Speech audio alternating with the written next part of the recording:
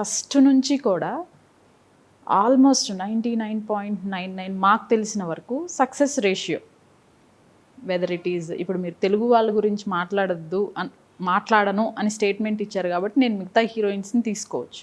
Success ratio అంటే మీరు divorce గురించి చెప్పినా లేకపోతే వాళ్ళ సక్సెస్ గురించి చెప్పినా, హీరోయిన్ సక్సెస్ గురించి కూడా వస్తాను. నాకు తెలిసిన హీరోయిన్స్ కూడా నేను పర్సనల్గా మాట్లాడటం కూడా జరిగింది వాళ్ళతో.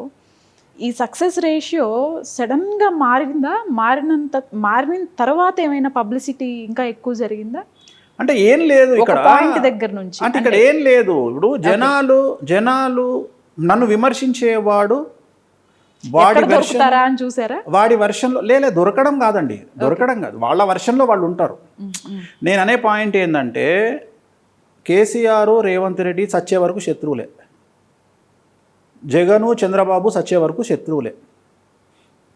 సో జగను చంద్రబాబును పోగొడతాడని, చంద్రబాబు జగన్ను పోగొడతాడు అని అనుకుంటే మూర్ఖత్వం. అట్లనే కేసీఆర్ రేవంత్ రెడ్డిని పోగొడతాడు, రేవంత్ రెడ్డి కేసీఆర్ని పోగొడతాడు అనుకుంటే మూర్ఖత్వం. అట్లనే నన్ను శత్రువులుగా భావించేవాళ్ళు, నన్ను విరోధిగా భావించేవాళ్ళు, నన్ను విమర్శిద్దామని కోరుకునేవాళ్ళు నన్ను పొగుడుతారని అనుకోవడం నా మూర్ఖత్వం. సో నేను అలా ఎప్పుడూ కోరుకోలే. సో దానివల్ల నా లైఫ్ ఏదో డిస్టర్బ్ అవుతుంది అని నేను అనుకోలే. సో నేను అనుకున్నది ఏమిటి అంటే, నేను ఒకానొక స్థాయిలో సెలబ్రిటీల జాతకాలు చెప్పడం వల్ల ఇది కంటిన్యూ అవుతుంది చెప్పుదాము అనే ఉద్దేశమే తప్ప దానివల్ల నాకు 1% లాభం లేదు. ఎందుకంటే నేను ఎవడి గురించి చెప్తే వాడు నా దగ్గరికి రాడు. రైట్, ఇప్పుడు మీరే ఉన్నారు, మీ ఇంట్లో ఒక వ్యక్తికి జ్వరం వచ్చింది, మలేరియా వచ్చింది. ఆ మలేరియా వచ్చినప్పుడు ప్రత్యేకించి మీ ఇంట్లో ఆ పర్సన్కు ఏదో ఒక పార్ట్కు సంబంధించిన ప్రాబ్లం వచ్చింది, ఉదాహరణ నరాలకు సంబంధించిన ప్రాబ్లం వచ్చింది. సో ఆ డాక్టర్ ఏమంటాడు, మీ జనరల్ ఫిజిషియన్ మీకు ఏం సజెషన్ ఇస్తాడు? నరాలకు సంబంధించిన సమస్య వచ్చింది, న్యూరో ఫిజిషియన్కు చూయించుకోండి అంటాడు. అంతేగాని పలాను నా సడ్డకు దగ్గరికి ఉండి అనేది మీకు చెప్పడు కదా. సో మీకు తోచిన వ్యక్తి దగ్గరికి మీరు పోతారు, అవునా? సో నేను కూడా ఒక వ్యక్తికి సంబంధించిన సమస్య గురించి మాట్లాడుతున్నా, సెలబ్రిటీ సమస్య గురించి మాట్లాడుతున్నా అంటే ఆ వ్యక్తికి ఆ నష్టం జరగవద్దు అనే ఉద్దేశంతోనే మాట్లాడినా. అంతే తప్ప దానివల్ల వాళ్ళు నా దగ్గరకు వస్తారు అనుకుంటే నేను వాళ్ళ గురించి చెప్పిన వీడియోలతో పాటు వాళ్ళ పూజలు కూడా పెట్టేవాడిని కదా.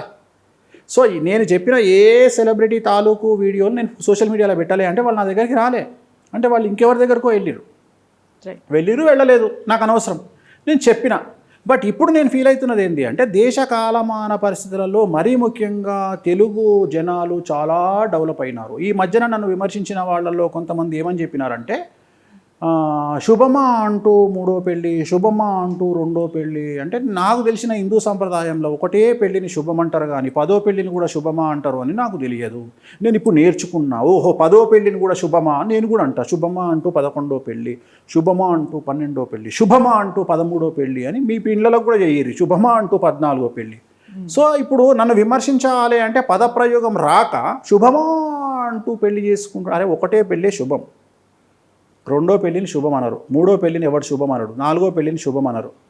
సో నాకు అర్థమైంది ఏంటంటే, నన్ను విమర్శించాలి అంటే మీరు ఇంత దిగదారుతున్నారా, ఎందుకు అవసరం? రెండోది ఏమవుతుంది, నేను ఏదైనా మాట్లాడితే ఈ టెక్నాలజీ పరంగా ఏం చేస్తాను, కట్ చేస్తారు.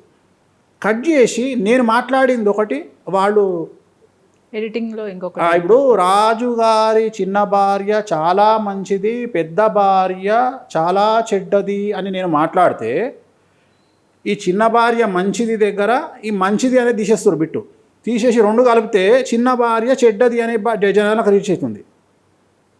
సో ఆ అవకాశాన్ని నేను సోషల్ మీడియాకు ఇవ్వద్దు అనే ఉద్దేశంతో నేను క్లారిటీ మెయింటైన్ చేస్తూ చెప్పట్లేదు. అంటే వాళ్ళ పద ప్రయోగాన్ని చెప్పట్లేదు, ఆ పద ప్రయోగాన్ని ఆపేస్తున్నా. రెండవది, బాలీవుడ్లో ఎవ్వడికి వచ్చింది వాడు ఆస్ట్రాలజీ చెప్పుకుంటాడు, ఎవ్వడు డిస్టర్బ్ కాడు. సో నాకు అనిపించింది ఏంటంటే, నేను తెలుగు రాష్ట్రాలను వ్యాక్యూమ్ నేను దున్నేసిన, అయిపోయింది నా వ్యాక్యూమ్, నేను దున్నేసిన, ఇక్కడ లేదుగా నేను దున్నుకోవడానికి. సో అందుకని నేను బాలీవుడ్కో ఇంకో దానికో పోతా.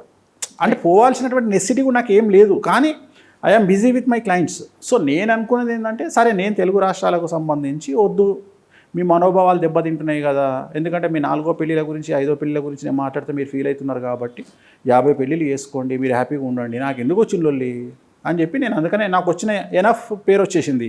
సో ఆ పేరుతో ఐఎమ్ వెరీ హ్యాపీ. సో అందుకని ఓన్లీ సబ్జెక్టు పరంగానే వెళ్దాము, సబ్జెక్టునే బేస్ చేసుకొని మాట్లాడదాము నాకు వచ్చే నష్టం ఏముందమ్మా, నాకు వచ్చే నష్టం ఏముంది? ఇప్పుడు ఒక హాస్పిటల్ ఉంది, ఒక హాస్పిటల్ మీద కాంట్రవర్సీ జరిగి ఆ హాస్పిటల్లో డాక్టర్ మంచోడు కాదు అని ఎగ్జాంపుల్ కొంతమంది బయటకు వచ్చి మాట్లాడిరు అనుకుందాం. ఒకవేళ అది నమ్మి కొంతమంది జనాలు హాస్పిటల్కి పోలేదు అనుకుందాం, ఎవడు తెస్తాడు? పోనోడు తెస్తాడు.